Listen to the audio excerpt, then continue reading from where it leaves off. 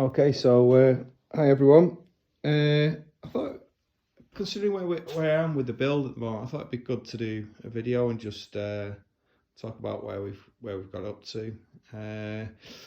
This is first kit car build that I've ever done, so it's been quite an interesting journey so far, and the way the project came about was quite interesting as well, in the fact that a lot of the parts on this car came from Steve L's car. We recognise the exhaust manifold and the exhaust there, and many of the bits and pieces like uprights and brakes, they all came from Steve's. And because there was a fortuitous set of circumstances early in the year where the car was available as a write-off purchase, and there was the opportunity of a new chassis, just everything kind of aligned at the beginning of the year for me to get involved in something like this. So here we are. COVID-19's kind of got in the way a little bit. This is because the workshop we have here is actually away from my house, so it's not like I can sneak out at 1 in the morning downstairs every day and start messing around and tinkering. So just a quick run through of the car. So I think it's a FK250 chassis. I don't think it really matters, to be honest, but we have had to consider making some changes to allow us to run the original engine, gearbox and limited slip diff that came from Steve's car. So one of the things to start off with that we've had to consider the fact that this would have been drive-by-wire. So we've had to build in the accelerator pedal bracketry. What we didn't want to do was compromise the chassis in any way, so all the parts that we've had to add to the vehicle have been added in a sympathetic way, so there's no additional drilling or welding of brackets in. What we've done here is build a nice bracket that fits around the master cylinder and uses the existing bolt holes for I presume the master cylinder holes for when you're running a balance bar between front and rear. So again, not really welded anything into the chassis there. We also had to consider the fact that, you know, we're running an MT75 gearbox here with a Z-Tech, so quite an old school kind of configuration in terms of like drivetrain. And I think this chassis will have been built to accept something like a MX5 gearbox or something like that. So what we've had to do here is create a new mounting point for the MT75. And what we've done here is we've done a rubber face metal plate and 2 nylon bobbins that clamp the whole system together. And then we've got a strap that runs from that bracket to the original gearbox mounting plate that stops any kind of forwards and backwards movement. Last thing we want is all this shooting forward and the prop shaft flying out. Lots of parts been supplied by Ash Ponder, which has been really helpful. He's been a great encouragement during the project as well, and there's always been anything that I've needed, I've always been able to get from Ash, which has been really helpful. And the chassis came from Mike Ellis, so thank you, Mike, for that.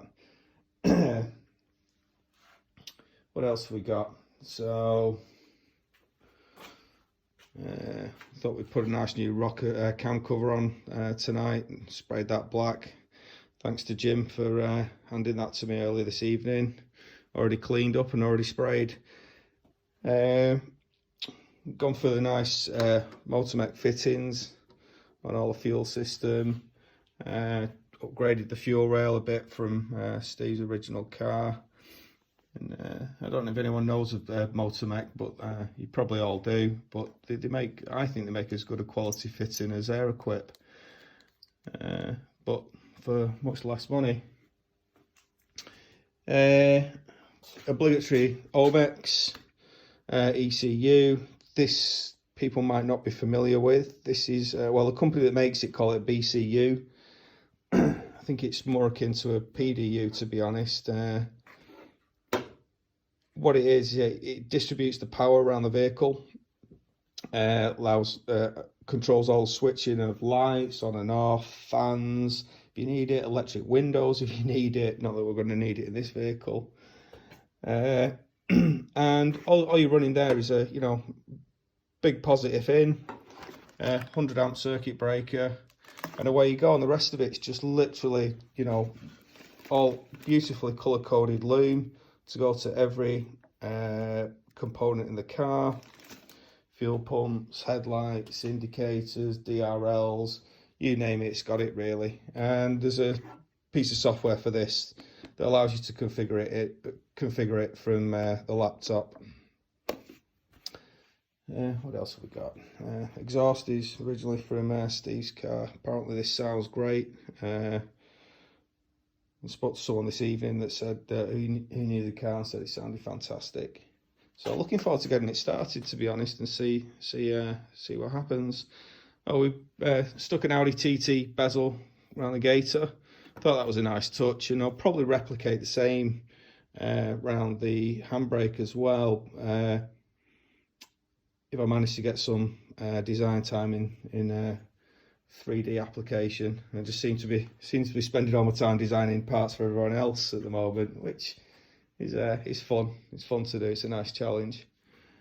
We got ash grey bodywork from Mike Ellis, so quite a kind of base look to it. But obviously, any kind of striping, any kind of like stripe colours looks great on grey as far as I'm concerned. So, and we try to just keep it all kind of quite black and dark really inside. So all the rivets are black topped.